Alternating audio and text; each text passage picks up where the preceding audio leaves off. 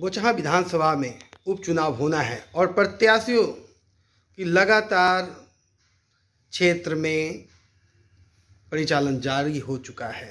वैसे में नागेंद्र चौधरी जो पूर्व आईपीएस अफसर रह चुके हैं, इनकी चर्चाएं काफ़ी जनता में बढ़ चढ़ के हो रही है। आइए जानते हैं क्या है कारण और मिलते हैं नागेंद्र चौधरी जी से।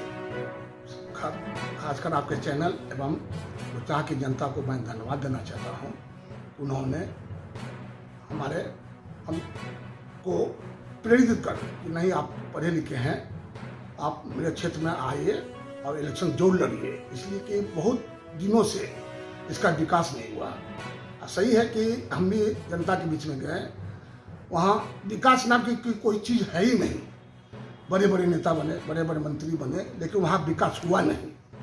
वहाँ घर गरीब के घर में भी हम जाते थे जहाँ खाने के लिए कुछ है नहीं।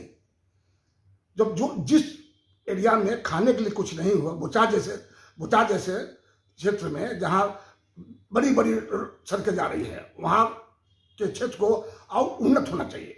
निश्चय ही किसी क्षेत्र का विकास वहाँ के राजमार्गों से जुड़ जाने से होता है और शहर के बिल्कुल करीब होने की वजह से उसके विकास को आगे बढ़ाना वहाँ के नेताओं को सबसे बड़ी जिम्मेदारी होती है। ये सही है, हम बोल रहे हैं कि वहाँ बड़ी बड़ी दोनों सड़क जा रही है, विकास हो नहीं रही है। विकास कैसे होगा जब जैसे कृषि प्रधान देश है, वहाँ से देखिएगा फसल, हम गए इतना वहाँ फर्टाइल जमीन है कि वहाँ की फसल को देखने के बाद लगता है कि इसका भी यूज हो जाता, तभी बोचहा विधानसभा से उन्नत से बढ़ जाता। लेकिन वहाँ कुछ लाइन पर कोई काम किया ही नहीं, खाली वोट दिया। अभी भी जनता में जाते हैं, उस वोट के नाम पर लोग जनता घबरा जाती है, फिर वही वोट, फिर आप 5 साल के बाद आइएगा। हम के नहीं भाई, आदमी को चेंज करो। हम उस बुद्धिजीवी से वर्ग से आ रहे हैं जहां हम पूरे 4 जिला को हम जोत के आए हैं, जहां एक विधायक की नहीं 20-24 विधायक रहते हैं। उस क्षेत्र को हम अपने डील करके आए हैं। हमने दिमाग में सिर्फ विकास है और एक ऐसा मॉडल बनाना चाहते हैं अपने बोचहा विधानसभा क्षेत्र को कि वो बिहार स्टेट में उसको लोग मॉडल माने कि चलो वहाँ देखे बोचहा ऐसा क्षेत्र क्या है कि वहाँ के मॉडल पर लोग जिक्र रहे हैं। आप भी गए होंगे, आप भी रिपोर्टिंग करते हैं, आप भी गए होंगे, वहाँ देखे होंगे कि वहाँ विकास के नाम पर कुछ नहीं है। जबकि इतना फर्टाइल बोचहा विधानसभा क्षेत्र है तो वहाँ को जनता को खाने के लिए क्या दूसरों को खाना दे सकता है, लेकिन वहाँ की जनता भूखे रह रही है।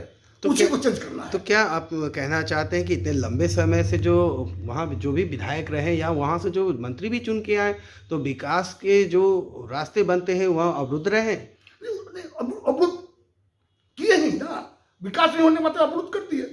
इतना संयोग देखिए कि वो ऐसा वो बोचहा विधानसभा क्षेत्र है कि वो पार्टी नहीं देखती है। जहाँ 2 NH निकलता है वहाँ से लोग आवागमन के बारे में तो सोचता ही नहीं है। इतना वहाँ फसल है, इतना सब कुछ नहीं करना।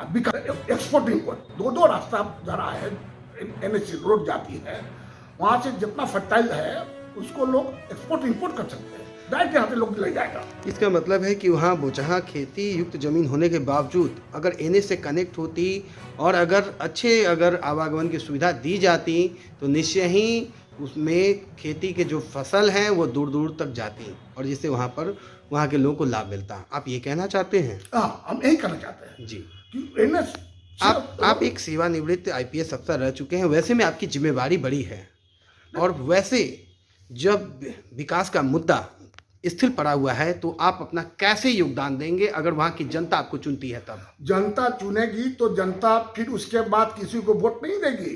एक बार जनता चुन लेगी, फिर उस किसी के पास जाने की जनता को जरूरत नहीं पड़ेगी। इसीलिए कि जनता के लिए ही हम वहाँ जा रहे हैं।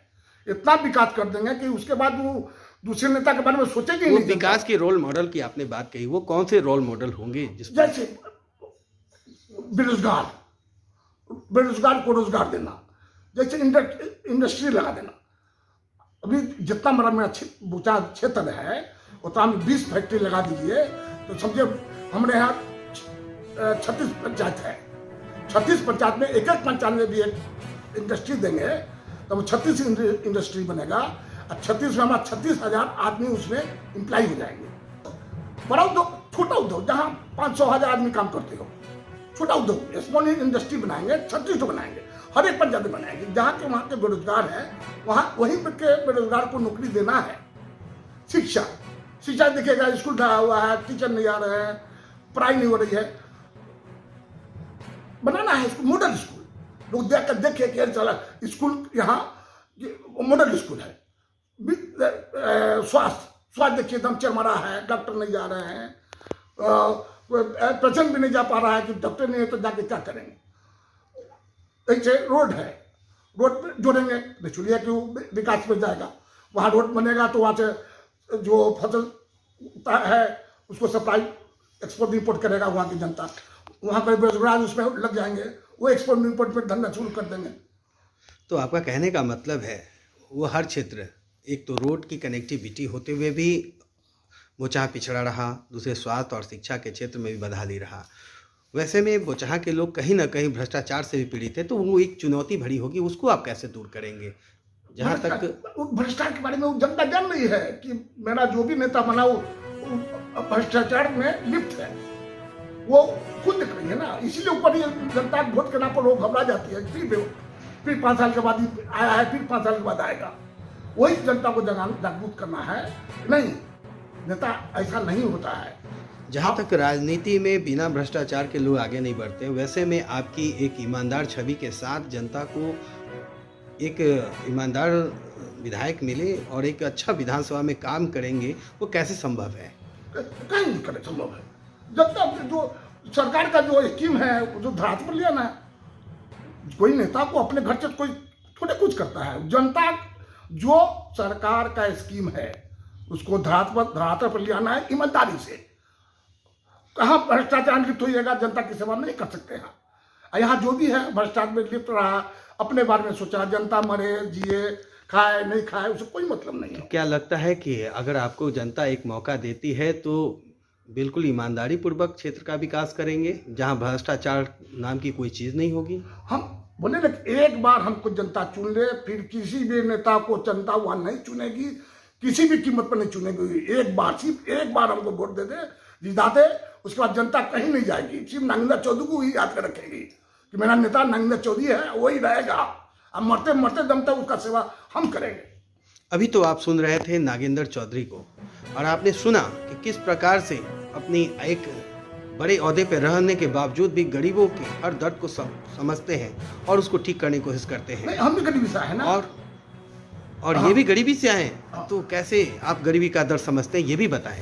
देखिए, हम गरीबी से, हम लोग पैदाइशी नहीं बहुत पढ़े लिखे हैं। हमारे पिताजी भी गरीबी से आए हैं, हम लोग भी गरीबी से आए हैं। हम लोग भी लालटेन में डिबरी में हम लोग पढ़ाई करते थे, तब यहाँ तक आज तक पहुँचे हैं। डिबरी में पढ़ाई करने के बाद तो उसका दर्द हम जानते हैं ना, गरीबों का दर्द हम जानते हैं। इसलिए उस दर्द को कैसे मिटाना है वो हमको अच्छी तरह पता है। हम मिटाएंगे, जैसे भी हो मिटाएंगे ही। तो आप सुन रहे हैं कि किस प्रकार से गरीबी में रहकर एक गरीबी का मसीहा बनकर ये गरीबों का दुख दूर करेंगे। तो हमें उम्मीद है कि निश्चित ही बोचहा की जनता आपकी बातों को समझेगी और एक मौका आपको हमारे चैनल के माध्यम से जहाँ भी कोशिश होगी वो हर बात पहुँचाने की कोशिश करेगी। इन सब हमारे चैनल से बात करने के लिए बहुत बहुत धन्यवाद। नमस्कार।